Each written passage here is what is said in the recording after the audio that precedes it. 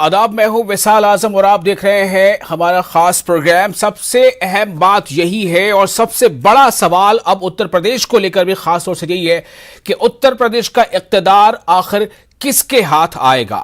चूंकि 349 सीटें ऐसी हैं जिस पर जो किस्मत का फैसला होना हो उम्मीदवारों को वो लगभग समझिए कि मुकम्मल हो चुका है। तो ऐसे में अब सवाल ये पैदा होता है कि क्या ये माना जाए कि 349 सीटों पर वोटिंग के अंदर ही फैसला इस बात का क्या हो चुका है?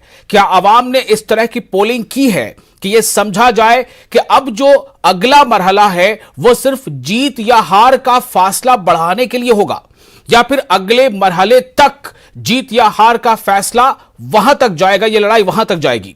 इस खास मौजू पर गुफ्तगू करने के लिए हमारे साथ 4 खास मेहमान हैं। हमारे साथ है पॉलिटिकल एनालिस्ट प्रेम कुमार साहब और डॉक्टर हिलाल अहमद नकवी, तर्जुमान कांग्रेस, सैयद यासिर जिलानी, तर्जुमान बीजेपी, और अनिल मिश्रा, समाजवादी पार्टी के लीडर। आप सभी का बहुत बहुत इस्तकबाल है। तो सबसे अहम सवाल यही है कि क्या इक़्तिदार तब्दीली होने वाली है?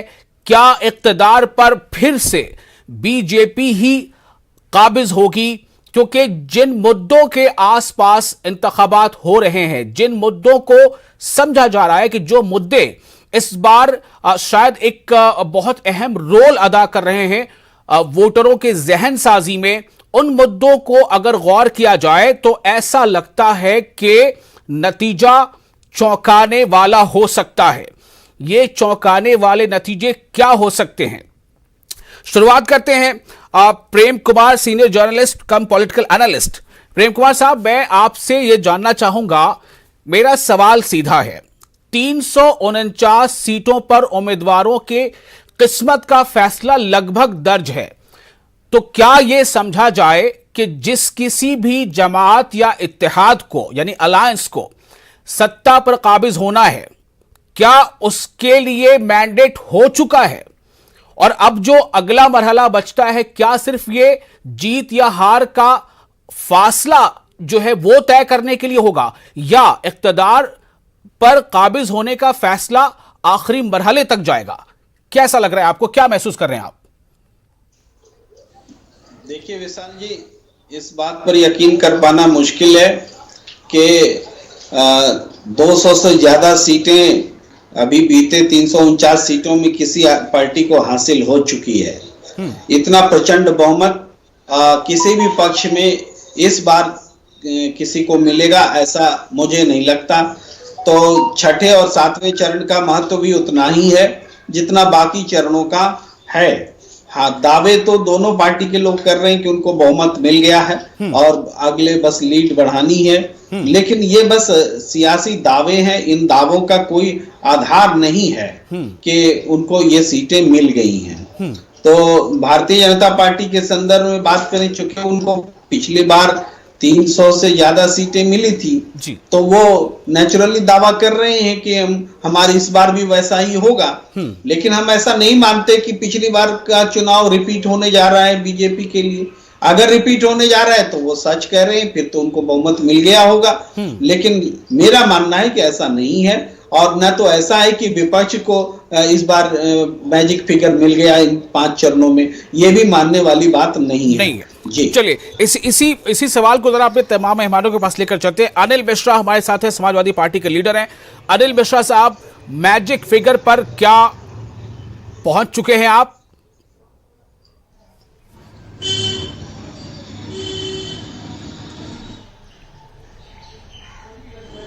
बहुत ही जानकार और विद्वान जो है पॉलिटिकल एनालिस्ट हैं, और जब उन्होंने कोई बात कही है तो निश्चित रूप से एक विश्लेषण की बात कही है। लेकिन जैसा लग रहा है प्रथम चरण से और अभी तक जिस तरीके का रुझान लग रहा है लोगों का, जैसे जैसे अपने जो है समीकरण राजनीतिक सामने आ रहे हैं, आज छठे चरण का चुनाव भी करीब करीब जो है वो अपने बीच के हिस्से को पार कर चुका है। खाली 55 सीट आखिर में बचती है। आज जिस तरीके का जोशो खरोश देखा गया गोरखपुर में, जिस तरीके की जो है वो अपने वहां पे मानसिकता लोगों की रही है, जिस तरीके से लोगों ने मुद्दे उठाने की बात की है, और एक रुझान तो इधर साफ नजर आ रहा है कि लोगों में अब विकास और जो मुद्दे थे, बुनियादी मुद्दे थे, महंगाई से लेकर के बेरोजगारी तक, उसकी तरफ जो है लोगों का ध्यान एकदम से उमड़ा भी है, पहले भी था और उसी आधार के ऊपर मत दे रहे हैं। तो मैं समझता हूँ स्थिति बिल्कुल स्पष्ट होती जा रही है कि अब आज के चुनाव के बाद में कहीं पे कोई सपो सुबह की गुंजाइश नहीं है कि इसमें सपा की ही सरकार जो है वो बनने जा रही है और उसी को जनादेश मिल रहा है। सामने आते भी नहीं और साफ छुपते भी नहीं, इस तरह की कई इस्तेलाहात हैं। बहरहाल मैं इसी सवाल को फिर से एक बार लेके चलता हूँ यासिर जिलानी साहब के पास, तर्जुमान बीजेपी। यासिर जिलानी साहब, अगर 17 के जैसे हालात बने रहे हैं तो आप मैजिक फिगर को क्रॉस कर चुके हैं, ऐसा समझा जाए क्या? या अभी के हालात के मुताबिक बीजेपी के तर्जुमान यासिर जिलानी कितने कॉन्फिडेंट है ये कहने में कि मैजिक फिगर तक बीजेपी पहुंच चुकी है, या अभी फासला तय करना बाकी है? विशाल आजम साहब, देखिए, पहले चरण से मैं आपके साथ किसी न किसी डिबेट में जुड़ता आया हूं और आगे 2 चरणों के बाद भी जुड़ूंगा, और मैं पहले चरण से क्लियर स्पष्ट बात जो रख रहा हूं, क्योंकि मैंने ग्राउंड रियलिटी देखी। मैंने पश्चिमी उत्तर प्रदेश में लगभग 40 दिन काम किया जमीन पे उतर के। आप यकीन करें कि 5वां चरण जब कंप्लीट हुआ था, भारतीय जनता पार्टी ने अपने मैजिक फिगर को प्राप्त कर लिया है। अब ये 2 चरणों में जो हमारी पिछली बार का फिगर है, उस फिगर को हम मेंटेन करने की अपनी पूरी ताकत लगा रहे हैं, क्योंकि हमने पिछली बार 327 सीटें जीती थी। हम उन जो पिछला हमारा रिकॉर्ड है, उस रिकॉर्ड को बरकरार रखने के लिए हमारे संगठन के लोग, हमारे बड़े नेता, हमारा शीर्ष नेतृत्व अपनी पूरी ताकत, जो हमने वायदा किया है जनमानस के साथ, जो जमीन पे वायदे को उतारा है, और इसको मैंने कई बार आपके साथ भी और दूसरी जगह डिबेट में बिंदुवार तरीके से जो काम किए हैं वो मैंने बताया है कि क्यों हम इतने कॉन्फिडेंस के साथ ये बात कह रहे हैं। देखिए, मैं मानता हूं कि विपक्ष का बहुत महत्वपूर्ण रोल लोकतंत्र के आधार पे, और लोकतंत्र ये अधिकार देता है, रहता है। लेकिन इस वक्त खास करके उत्तर प्रदेश में जो पिछले 5 साल में मौजूदा योगी आदित्यनाथ की सरकार ने काम किया है, उस काम के आधार पे हम मैजिक फिगर को 5वें चरण में ही हमने प्राप्त हासिल कर लिया था। अगले 2 चरण में हम अपने पुराने फिगर को या तो क्रॉस करेंगे या मेंटेन करेंगे। चलिए, ये है बीजेपी के तर्जुमान का विश्वास बहुत कई बार किसी के लिए कारगर साबित हो रहे हैं, किसी के लिए जो है अचानक एक बड़ा सेटबैक भी लेकर आ रहे हैं। मैं विश्वास की बात कर रहा हूं, लेकिन ये विश्वास अच्छा है। और मैं अब रुख करूंगा डॉक्टर हिलाल अहमद की तरफ। डॉक्टर हिलाल अहमद साहब, मेरा सीधा सवाल है, छोटा ही सा जवाब चाहूंगा, क्योंकि इसके बाद इससे जुड़े सवाल आगे रखूंगा। सवाल सीधा है, क्या यह माना जाए कि 349 सीटों पर वोटिंग मैजिक फिगर तक किसी अलायंस को, किसी पार्टी को पहुंचा सकती है, पहुंचा रही है, पहुंचाती दिख रही है?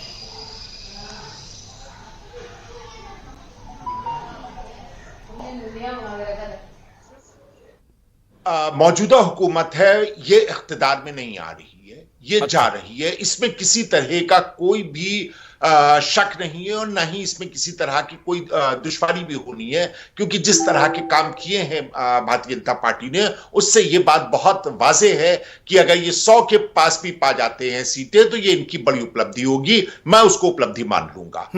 अब आते हैं आपके दूसरे सवाल के ऊपर कि क्या इख्तिदार में आने के लिए जो हमको नंबर चाहिए वो मिल गए हैं। देखिए, हम उसके बहुत करीब हैं। इस बात को हम बिल्कुल दावे के साथ कह सकते हैं। नंबर मिले या नहीं मिले, यह हमको 10 तारीख को पता लगेगा।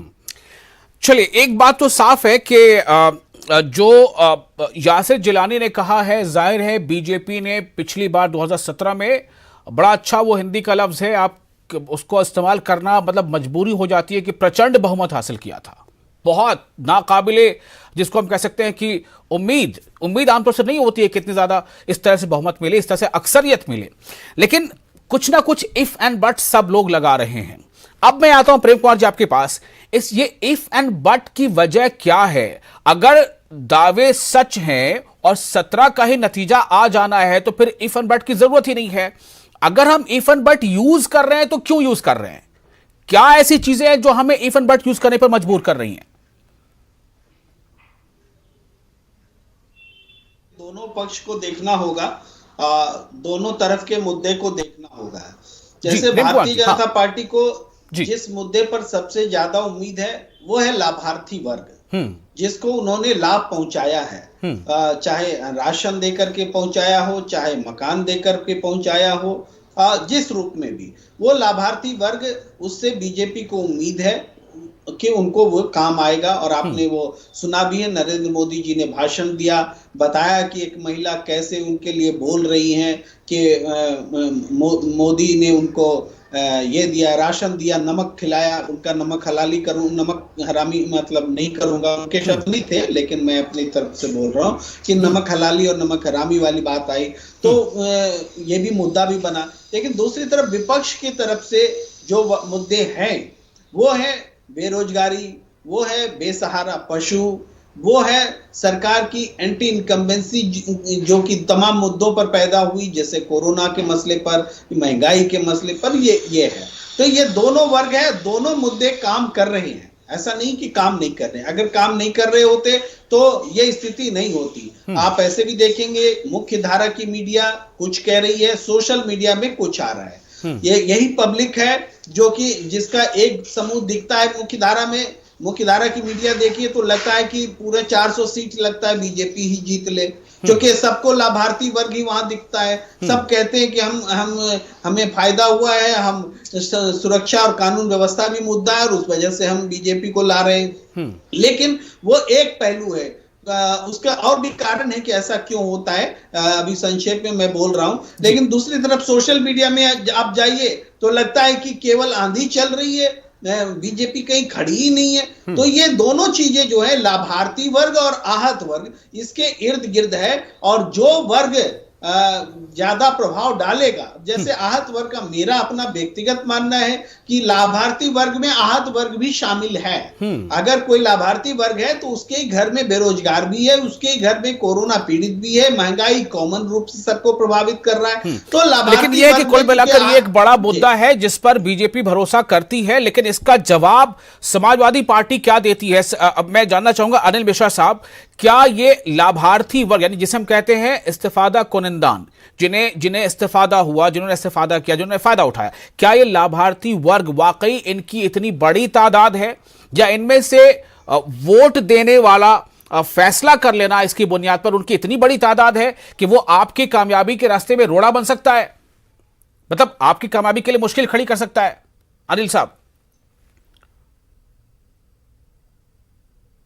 अबू साहब, बिल्कुल नहीं। मैं निश्चित रूप से कह रहा हूं, पूरे विश्वास के साथ इसलिए कह रहा हूं कि जिसको ये कह रहे हैं कि लाभार्थी वर्ग है, केवल उस वर्ग को लेकर के अगर ये चुनाव की बात करते हैं तो इनका चुनाव तो जीत चुका कब का, पहले चरण से ही जीत करके और बम्पर मेजॉरिटी को क्रॉस करता हुआ पहुंच गया। जो लिस्टें लिए घूम रहे हैं कि ये करवा दिया हमने, ये करवा दिया हमने, ये लाभार्थी वर्ग है। सवाल इस बात का है कि लाभार्थी वर्ग भी जो है वो कहीं ना कहीं एक जातीयता के दायरे से भी तो प्रभावित हुआ होगा, जब और मुद्दे हैं। और उसमें एक प्रमुख मुद्दा जो है वो विश्लेषक ये भी मानते हैं कि जातीय मुद्दा भी रहा है। और उसके बाद में जो है वो, अगर वही बात जो अभी कही जा रही थी कि अगर कहीं पे लाभ मिला है तो कितना लाभ मिला है, चर्चा के दौरान लोग ये भी तो कहते हैं कि साहब लाभ तो आपने इतना सा दे दिया और इसके बाद में ये जो और महंगाई बढ़ी है, जो और बेरोजगारी है, जो कुछ नहीं है, तो ये हम किस इसमें स्थिति में करेंगे? आपने उज्ज्वला योजना दी थी, आपने सिलेंडर दिए थे, फ्री देने की बात की थी आपने लोगों ने, बड़ा उसके बाद में उत्सव मनाया गया था। और क्या हुआ कि उसके बाद में जो है वो सिलेंडर खरीदने लायक स्थिति नहीं थी, सिलेंडर पड़े रहे, उसके बाद में फिर वही चूल्हे पे आए थे। तो ये प्रचार करना अलग चीज है। यासिर जिलानी, क्या लाभार्थी वर्ग पर भरोसा कर लेना ही काफी है चुनावी नैया पार कराने के लिए?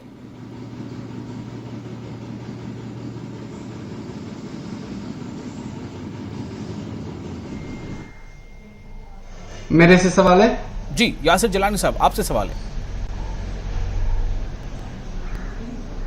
जी देखिए, मुझे थोड़ी आवाज आपकी इको कर रही है, लेकिन मुझे जो सुनाई दी है मैं उसका जवाब देता हूं। जी आप ये समझे कि मैंने तो पहले राउंड से कह दिया कि पहले चरण से पांचवें चरण आते आते हमें ये पता चल गया था कि हमारी सरकार बन रही है। और जिन लाभार्थियों की अभी चर्चा कर रहे थे, समाजवादी पार्टी के जो तर्जुमान हैं, मेरा सिर्फ सवाल एक है कि आप उत्तर प्रदेश के किसी एक रीजन का नाम बता दीजिए जहां आप क्लियर मेजॉरिटी में आ रहे हैं। कोई एक एरिया बता दीजिए पर्टिकुलर जहां पे आप बहुत शानदार कर रहे हैं। आप एक रीजन का नाम नहीं बता सकते, एक आप किसी एरिया जो आप एक जिले का नाम नहीं बता सकते, जो आप ये तो अब उनसे जवाब लेना पड़ेगा, वो बता सकते हैं या नहीं बता सकते हैं। अगर आपने सवाल किया है तो अनिल जी बताइए क्या